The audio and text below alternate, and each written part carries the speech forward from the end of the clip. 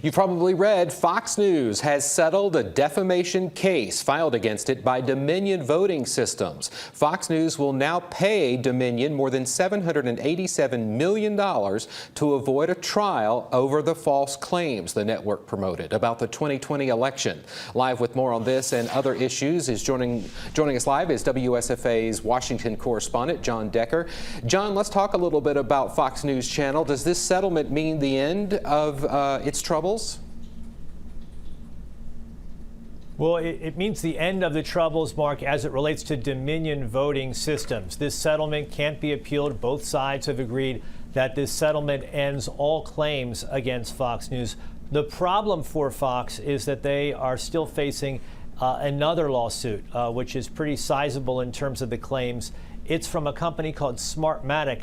They too claim that they were defamed by Fox News in the aftermath of the 2020 election. They are seeking $2.7 billion in damages. So they have to contend with that. And then in addition to that, shareholders of Fox are suing Fox for the way that they've handled this entire matter. So they are dealing with a number of issues that could have a short-term financial impact on the bottom line of Fox News. Well, and depending on the settlements or verdicts that may result from those other lawsuits, how do we think this will impact Fox News for the long term?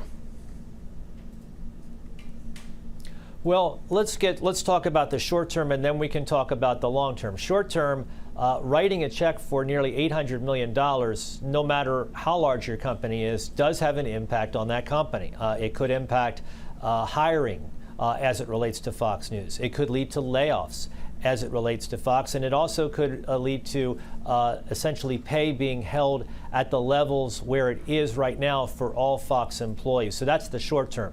But long term, this is a company that has $4 billion cash on hand. That's according to its balance sheet.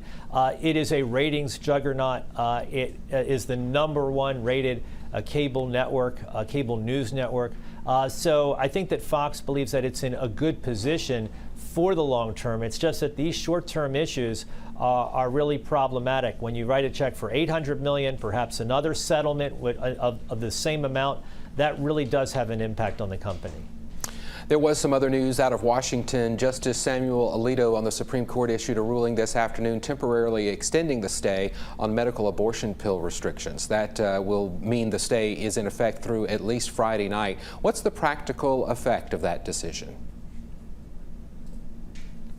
The practical effect means that before any case was brought against mifepristone, the way it was prescribed, the way it was obtained by those who needed it in terms of seeking that type of medicinal abortion, that will continue. Those rules will remain in place at least for the next 48 hours. Then we get to Friday at midnight, and then we'll see what the court decides to do. I think the reason for the additional time, Mark, is because the 5 votes were not there on either side, whether to abide by some of the restrictions put in place by the Fifth Circuit Court of Appeals or to remain the place where we are right now and will be for the next 48 hours, which is no restrictions on this medication, which has been widely available over the past 20 years after it was approved by the Food and Drug Administration.